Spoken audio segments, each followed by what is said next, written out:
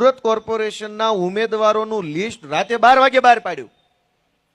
દિવસે જો બહાર પાડ્યું હોત ને તો બધાય દેશભક્તો એકાબીજાના જભા ફાડીને દેશભક્તિ બતાવે. એટલે રાતના અંધારામ લિસ્ટ બહાર પાડ્યું. હું કામ? દિવસે નકર દેશભક્તિ બધી બહાર આવી જાત વિડીયો સામે.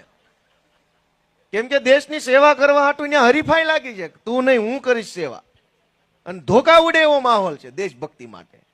કેટલા દેશભક્તો છે આપણે જાણીએ. દેશભક્તો નથી, ટેન્ડર ભક્તો છે, કોન્ટ્રાક્ટ ભક્તો છે, કટકી ભક્તો છે, લાંચ ભક્તો છે, દલાલી ભક્તો છે.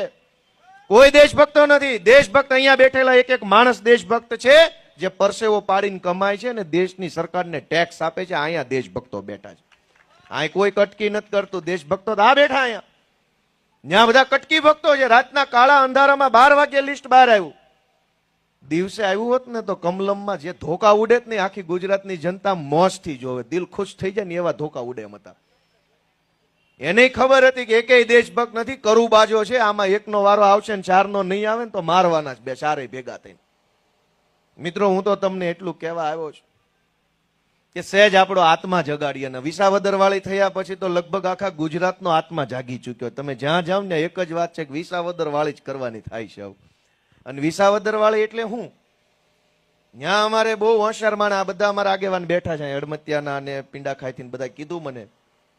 ત્યાં પબ્લિક સમજી ગઈ કે ચૂંટણી આવે એટલે ભાજપના નેતા આવે તો ભાજપના નેતાની સભામાં જવાનું, કાંઈ ખાવાની વ્યવસ્થા કર્યો તો ખાઈ લેવાનું, કાંઈક દે તો લઈ લેવાનું, પાછો મત ગોપાલભાઈ દઈ આવવાનું. આનું નામ વિસાવદર વાળી.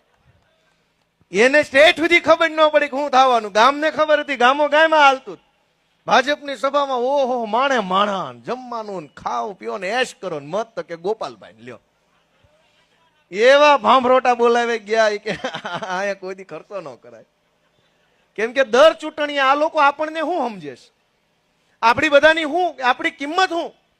ભજીયા ગાંઠિયા હારો ગધેડો લેવા જાવ તો 35,000 નો આવે ગધેડો. માણા 500 રૂપિયામાં મળી જાય. તમે પૂછો, ભાવ પૂછો, ગધેડો કેટલા ના આવે, ગમે એને પૂછો. આપણે કાંઈ કામ નથી, ખાલી ગધેડો વેચાતો લેવો કેટલા ના આવે.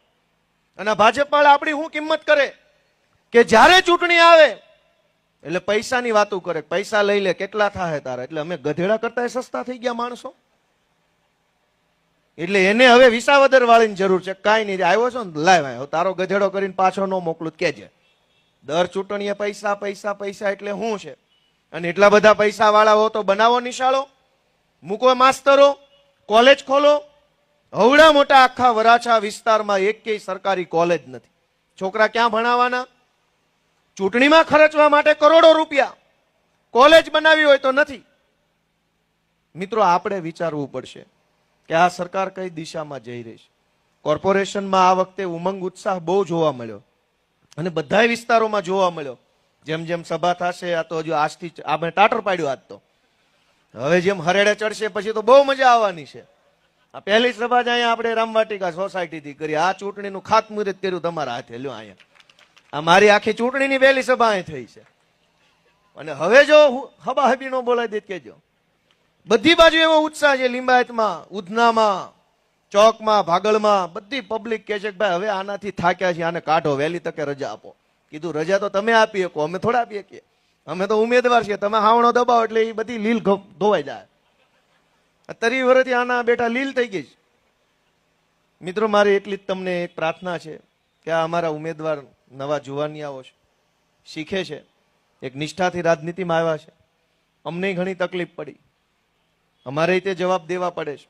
પણ અમે એવા માણસો નથી કે ભાગી જઈએ, ડરી જઈએ, દબાઈ જઈએ.